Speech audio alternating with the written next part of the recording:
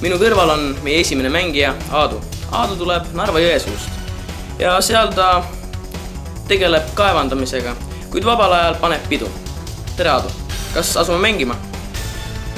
Mis seal ikka oodata? Lähme. Esimene küsimus.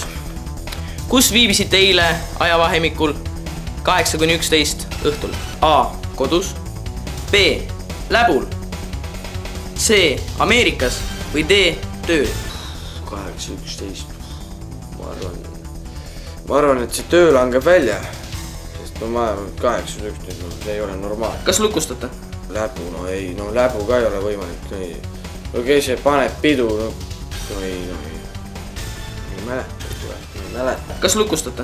Põhimõtteliselt võtaks 50-50. Jäävad alles variandid Ameerika ja Läbu.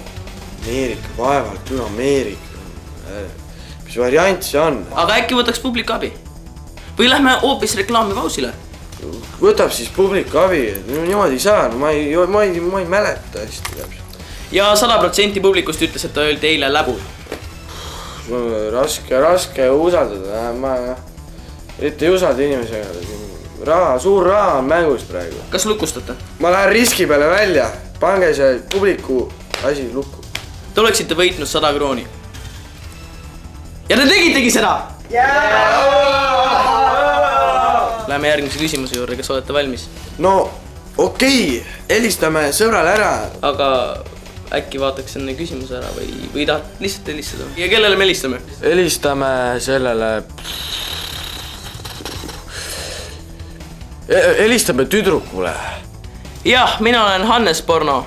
Saades kestab saada miljonäriks. Meil siin minu vastas istub teie sõber ja mõttes, et äkki saate teda aidata natukene.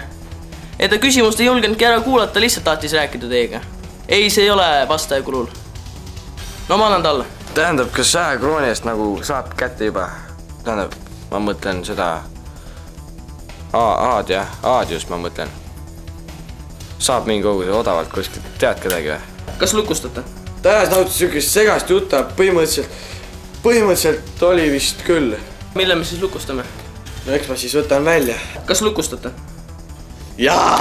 Okay.